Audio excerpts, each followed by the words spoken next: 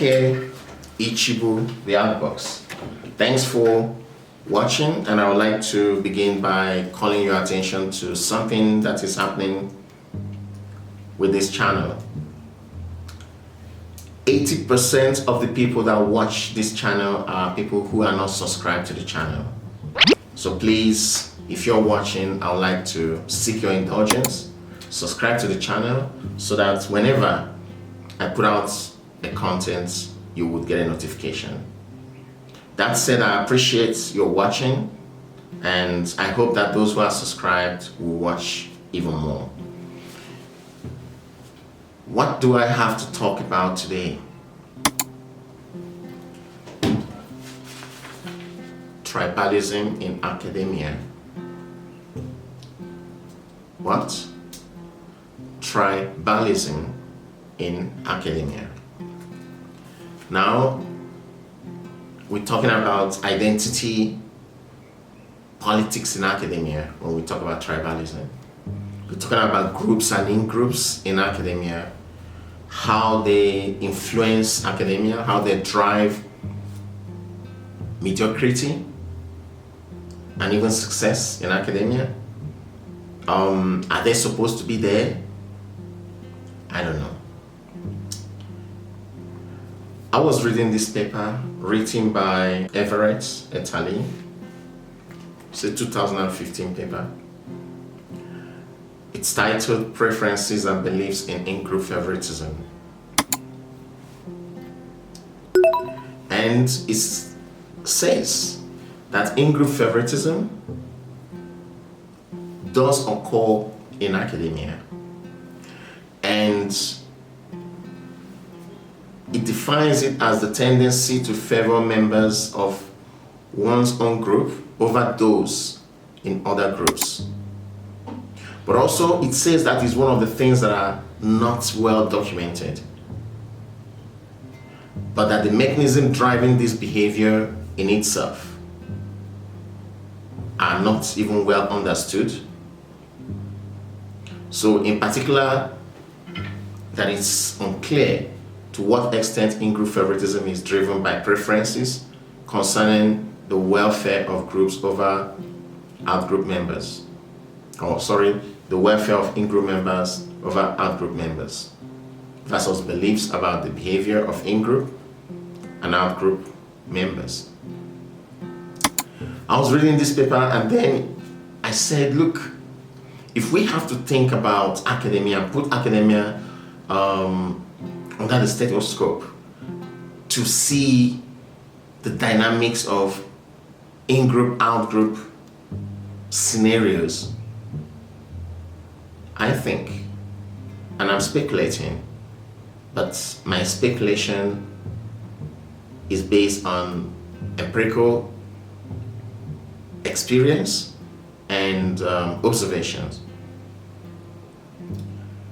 I think that there is a lot of favoritism going on in academia, and I want to speak a little bit about it, on why I consider it to be tribalism. Because tribalism usually comes from identity favoritism, identity politics, which I consider to be one, where there is the oppressor versus the oppressed.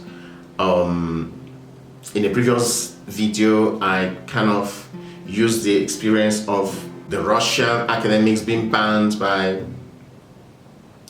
some international journals from submitting to their journals during the outbreak of the Russian-Ukrainian war. Russian academics, not Vladimir Putin or Russian politicians, but their academics were banned from submitting for their articles being desk accepted for normal administration through peer review, because they come from a country that invaded another. I didn't see that happen when United States invaded Afghanistan.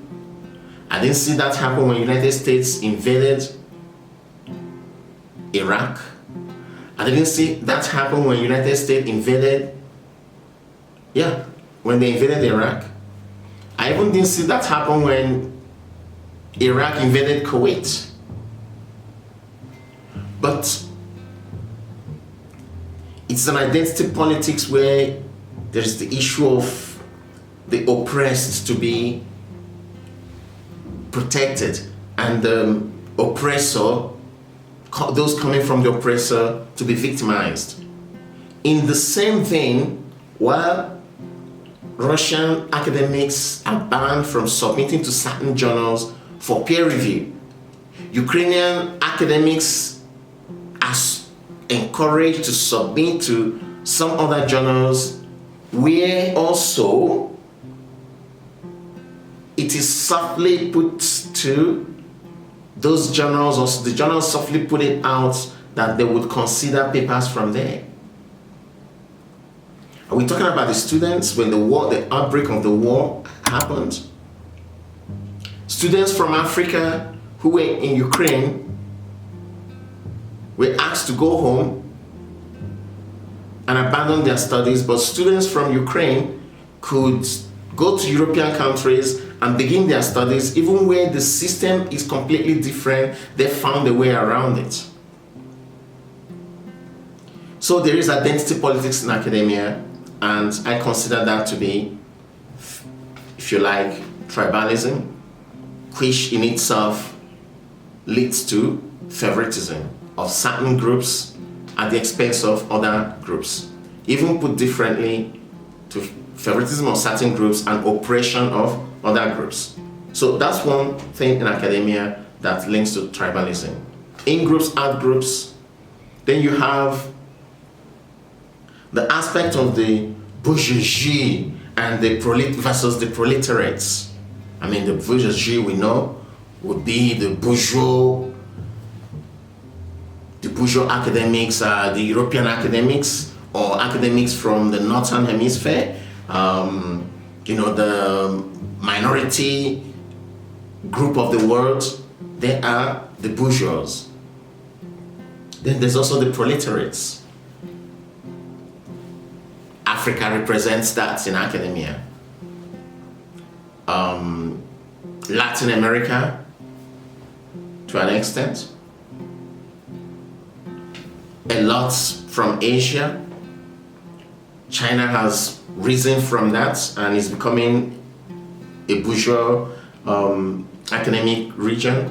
But most of Asia has shared this in common with Africa. But of course, Africa is most times considered to be lowest on the pecking order. So the bourgeois tend to get favored within the academic circles, while the proletariats do not get such favors. And I know someone is gonna say, hey, he started the victim mindset. Just chill. We're not talking about victim mindset here. We're looking at tribalism in academia and the different aspects of identifying it. And I started by talking about identity politics, where the oppressor versus oppressed. And now we're talking about the bourgeois and the proletariats. So there is bourgeois behavior in academia. For instance, an average student, PhD student, I don't even want to talk about an established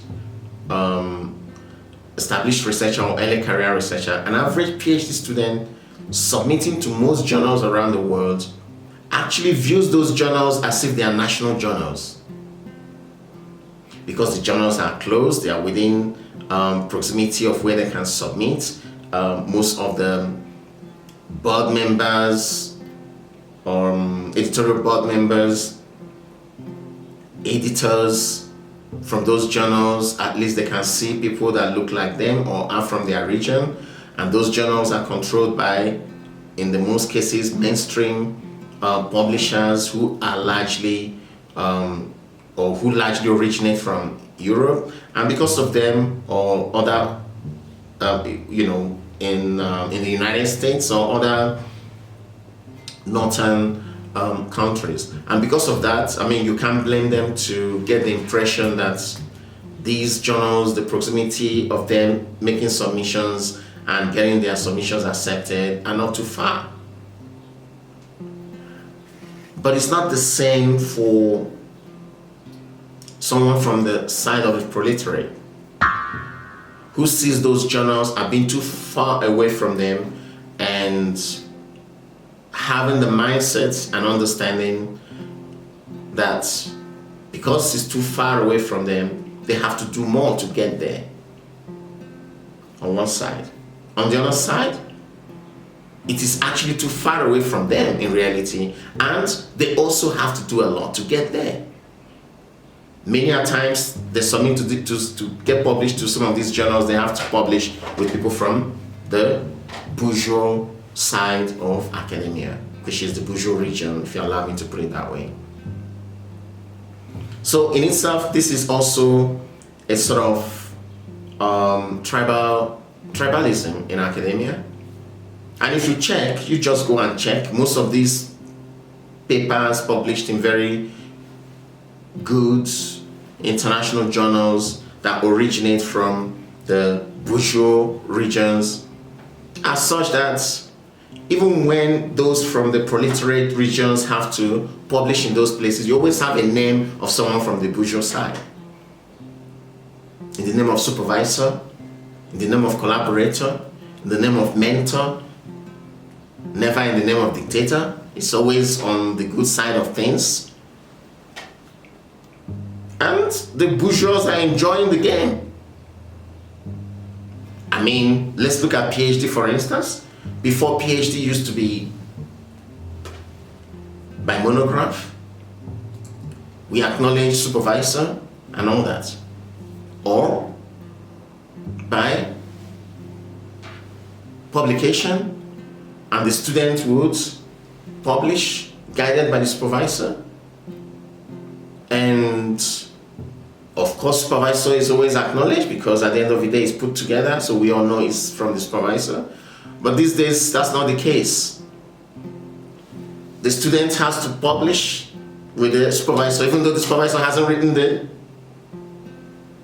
manuscript. Even though, as we know, the supervisor might not even have done much other than provide guidance. And I'm not trying to say the provision of guidance and supervision is something that should not be taken, very seriously or rewarded or acknowledged. But usually in the thesis, they are acknowledged as supervisors. They are acknowledged as examiners. Yet,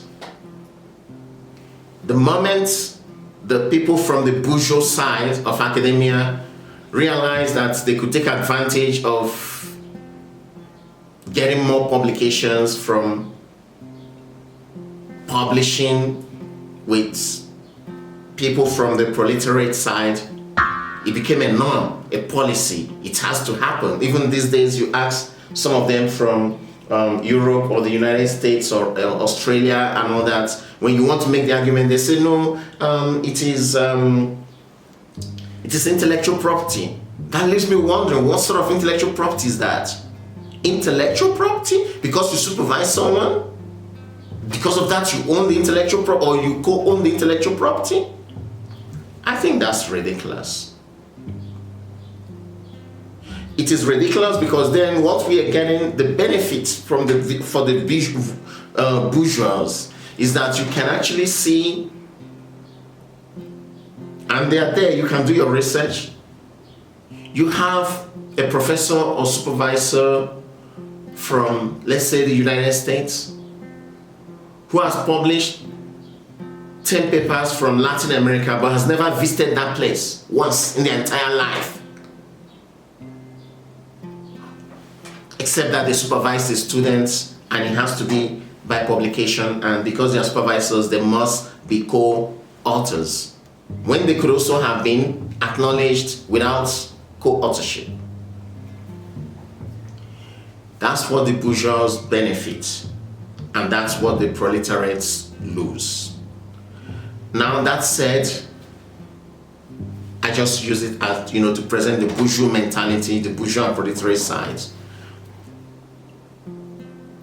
Not at war with Europe, just to mention. In fact, Europe, I've benefited from Europe. So, but what I'm trying to say is that this same behavior obviously is very much linked to, of course, the origin is the North. But we are doing the same here in Africa. We have brought it in within the continent. I can talk about Africa, Latin America, or South America, others for now, but bringing it home, we've adopted the same thing here in Africa. You can't do supervision without thinking of publication, without thinking of what the supervisor would get in the form of being a co-author.